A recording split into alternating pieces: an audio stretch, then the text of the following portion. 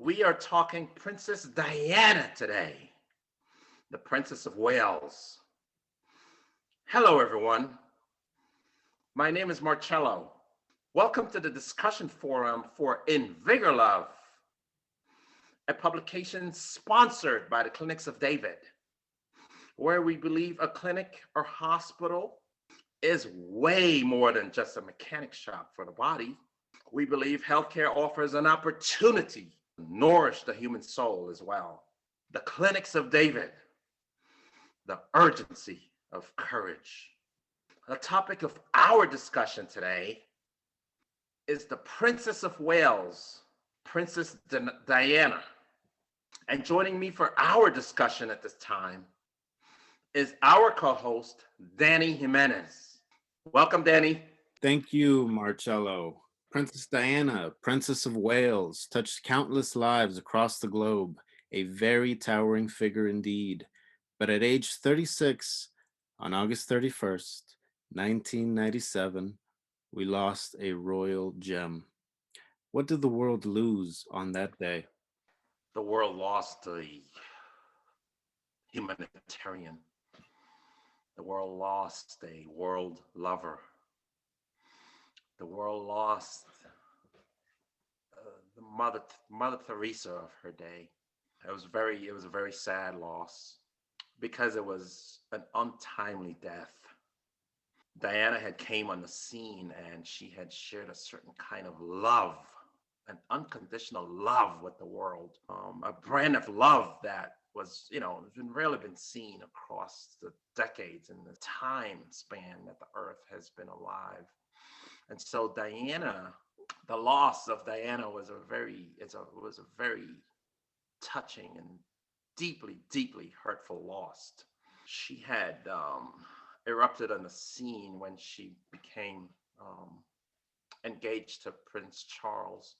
At that time, the world got to know a very attractive young lady. And as time went on, she, graduated from an attractive young lady to a lover of humans, a lover of people. And so subsequently, she took on the work of humanitarian, a work that took her to different countries, to the most destitute situations, to those who were suffering the most. And she opened the eyes of the world to a kind of love that can cut through that suffering.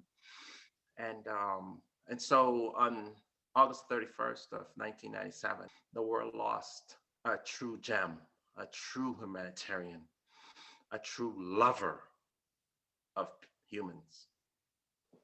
Princess Diana was known for her activism and selfless love for humanity. How would you describe her legacy? The glory of selfless love is the way I would describe her legacy, Danny. She she brought this passion that she shared with the world for her love for people. Everywhere she went, you couldn't escape the, the passion and love that she had brought into that space. And she made quite a difference in the world with that, with the gifts that she brought to us. And if you when you look in the eyes of the great lovers of the world, the popes and Gandhi and King and Churchill, you see this, this fire of love in their soul, and you see that through their eyes. Well, Diana had that, she had this fire of love that she brought to the world stage, and she brought it to the darkest places on the earth. And so that's how I would describe her activity, her brief time with us. I would describe it as the glory of selfless love, the glory of selfless love. Princess Diana shook hands with AIDS patients, gloveless, and for the world to see. What message did she display with this act of courage? Nothing but hope, Danny. At the time that she did that, the world had, basically, AIDS had become this pariah, and so people didn't want to. We didn't know enough about it, about the disease at that time, And so people avoided individuals who were known to be HIV positive because they were afraid of being contaminated. Well, Princess Di went with the science that proved that you can't become contaminated by touching someone with HIV. That the contamination was a result of blood to blood, a more intimate um, interaction with the person. And so when she did that, it was a it was a shot heard around the world, so to speak. And so what she brought was hope. At that time, the world was in a dark place, Danny. And so she brought hope in that space. The world, there was no cure, there was no treatment for HIV. And basically, it was a death sentence to people who were diagnosed with it at that time. And so when she brought that, when she shook those patients' hands, gloveless, it was a jolt of hope that she brought not only to those patients, but to the world. The relentless activity continued on for a treatment for HIV at the time. And thank God, eventually, Dr. David Ho from the Aaron Diamond Institute, invented the AIDS cocktail in the early 90s. Something he won Time Magazine Man of the Year award for. Back there in the early 1990s, and so that brought even more light and more hope. But Diana cast her power. She used her power to cast hope into a dark space in humanity at that time. Princess Diana left us with two young sons, Prince William, Prince of Cambridge, and Prince Harry, Prince of Sussex. How have they built on their mom's legacy? Well, Prince William is the second in line to the throne behind his father, Prince Charles. And Danny, they have embraced her activism in the world. They too have continued her humanitarian work, and they've touched many, many lives. And it's been a positive thing, a positive flow, even after we lost Princess Di. And so I'm very happy that they picked up the mantle and just carried on. It's been amazing, and it's been very lovely to see. And I think that the energy that they have added to her work has allowed the legacy to continue, right? And a legacy of what? A legacy of selflessness, legacy of bringing shining light into dark places. And both these young men, also Prince Harry and his wife, they have lowered a lower profile, but they have shown their commitment to the legacy of hope and love that their mom both started. So I'm very happy that they have done that, and I think the world is a better place for it. If Princess Diana were alive today, what gratitude would the world express to her?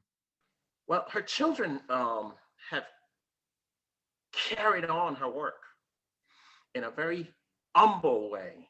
Recently, Prince William just denounced hatred and bigotry